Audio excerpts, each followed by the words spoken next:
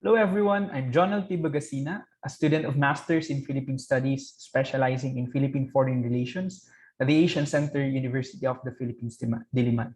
And today I'm going to discuss my research output in AS211, Security Issues in the Asia Pacific, under Dr. Joe Santarita's supervision. My research output is entitled Transnational Crimes in Asia Pacific, the State of Smuggling and Trafficking of Goods in the Region. My discussion would cover the following subtopics. First, the proliferation of transnational crimes in the Asia-Pacific as a non-traditional security threat. Second, I'm going to reduce the discussion on smuggling and trafficking of goods. And lastly, the mechanisms to mitigate transnational crimes in the multilateral level. Transnational crimes, as defined by the United Nations Office for Drugs and Crime, are offenses whose inception, perpetration, and/or direct or indirect effects involve more than one country. Due to advent of technology and globalization, it became more widespread as perpetrators are now operating in different parts of the world, making different marginalized communities vulnerable from the threats that it can create. And transnational crimes or crimes can be considered as transnational when it satisfies the criteria, any of the criteria as shown in the presentation. Among the transnational crimes that proliferates in the world are drug trafficking, human trafficking, trafficking of cultural property, counterfeiting of money, illicit trade traffic in arms, aircraft hijacking, corruption and bribery of public officials, smuggling, counterfeiting of pirated goods, among others. Due to use of open and cheap communication technologies, the regulated financial markets, and loose border control that allows transfer of people and resources swiftly, transnational crimes is valued in 2014, according to Statista, at around 1.6 to 2.2 trillion US dollars per year. Although this figure may be short of its actual value, considering that transnational crimes operate in a black or illegal market.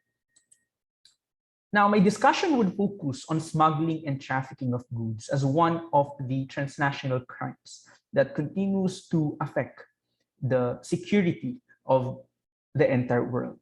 I'm going to limit my discussion on its effect in the Asia-Pacific region. Among the smuggled and trafficked goods, I'm going to discuss counterfeiting and piracy of goods, fraudulent pharmaceutical products, and illicit trade of timber and other wood products. So smuggling in general is characterized as an act of taking and sending goods illegally in and out of one country. And smuggling, although it is rampant and it proliferates across the world, is still considered as a neglected aspect of illicit trade, especially when it comes to discussions in the academe, according to illicittrade.org. Although there are also efforts to solve this problem, it continues to strive largely because hundreds of thousands of people rely on this illegal industry solely for employment and at the same time for other business opportunities.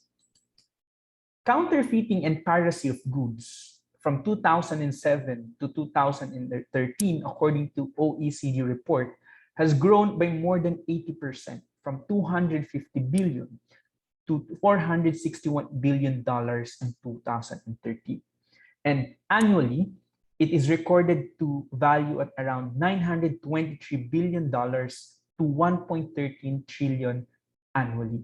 It also has the largest economic value among all forms of illicit trades. And if the trend continues, it can value by around 1.9 trillion in terms of economic impact by 2022. It would also result, according to Frontier Economics, to 5.4 million of legitimate jobs being at risk as it threatens the legitimate economy and the business operations of legitimate corporations and other enterprises. And the money that is generated out of this illicit trade also fuels corruption, terrorism, and other illicit trade of drugs, arms, and human trafficking, according to Traffic 2019.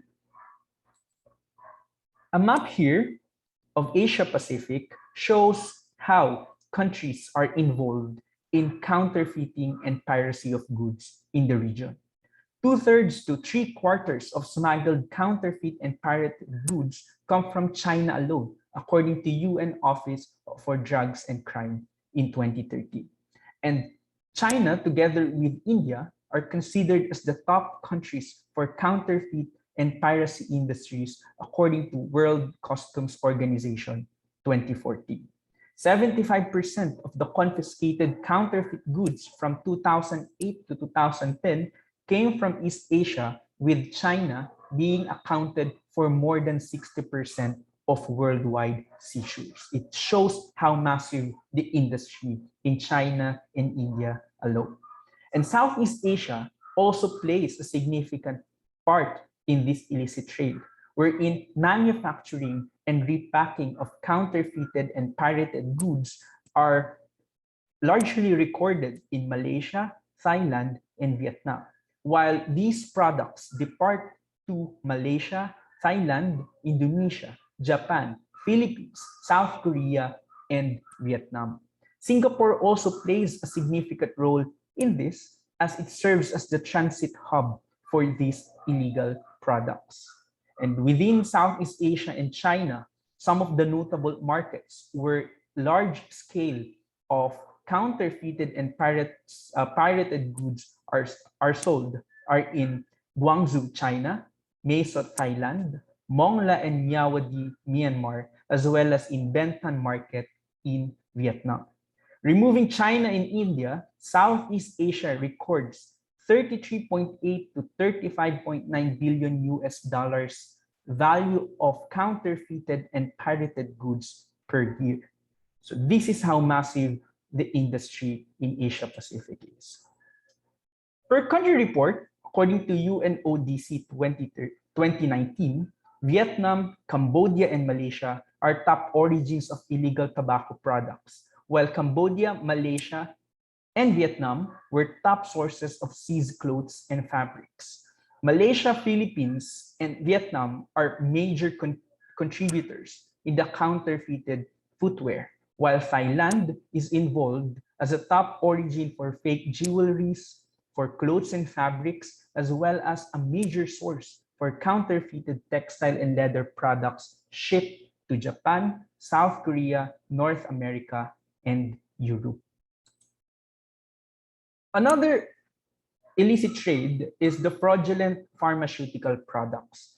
So it involves the sale of fraudulent pharmaceuticals, which is the misbranding and deception of customers to buy medicines that do not contain what it's supposed to contain, exposing consumers to serious health risks.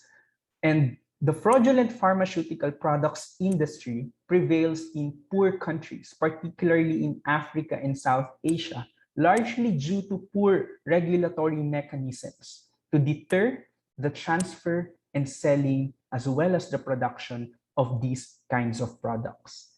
According to May 2017, it is estimated to be worth around 70 billion to 200 billion US dollars. And in Southeast Asia and Africa alone, it's worth around 1.6 billion US dollars. Again, China and India as top sources of fraudulent supplies, wherein 60% of seized products originated from these countries. And what makes it more dangerous and threatening to the health of marginalized communities is that most of the fraudulent supplies are antibiotics, antimicrobials, antihypertensives, cardiovascular, and anti-diabetic medicines. These are life-saving medicines for malaria, cancer, heart diseases, and it also involves the proliferation of fake condoms, contact lenses, syringes, surgical equipment, and radiotherapy machines that further contributes to exposing the people at serious health risk. An example of this is in 2009, where 150 Singaporeans were hospitalized after taking herbal supplements that contained glyburide, a substance used for diabetic patients that is seriously dangerous for non-diabetic patients. So here, a map is shown where most of the production and selling happens in Asia Pacific. Again, Asia is a major hub for fraudulent pharmaceutical products, a serious health security risk, because 21.9% of global pharmaceutical crime incidents were recorded in the region. Within this 21.9%, 16.5% of these incidents were recorded in Southeast Asia alone, with China and India again as major sources of supplies, and productions through small warehouses and laboratories were reported to exist in parts of Myanmar, Laos, Vietnam, as well as in North Korea. Top countries linked to counterfeiting and diversion of medicines from 2013 to 2017 involves Thailand, Malaysia, the Philippines, and Indonesia. And again, Singapore plays a significant role as it serves as the main transit point for these kinds of products. For illicit trade of wood products, among natural resources, illegal logging is treated as the most profitable transnational crime and at the same time the most destructive.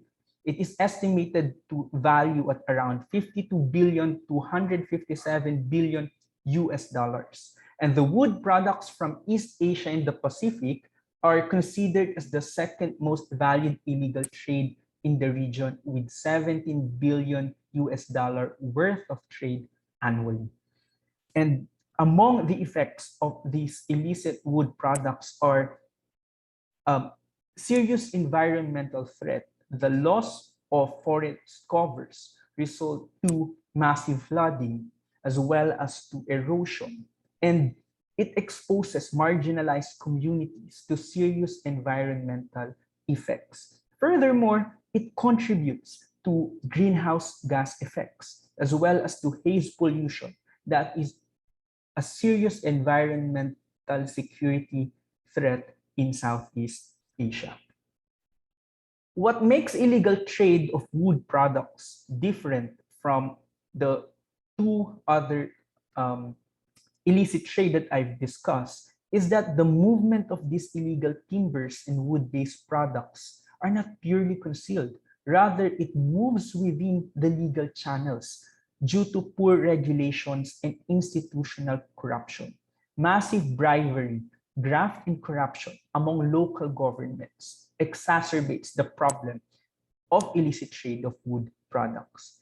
Legal and large-scale loggers, for example, are involved in illicit logging, plus the protection that some government officials provided make it really hard for government to prevent massive illicit trade of wood products that threatens environmental security. So a map here shows the export and import of illegal logging and other wood-based products in Asia Pacific. Again, China is considered as the top importer of legal as well as of illegal timber. And these legal and illegal timber are sourced from countries of Myanmar, of Indonesia, Papua New Guinea, and Solomon Island.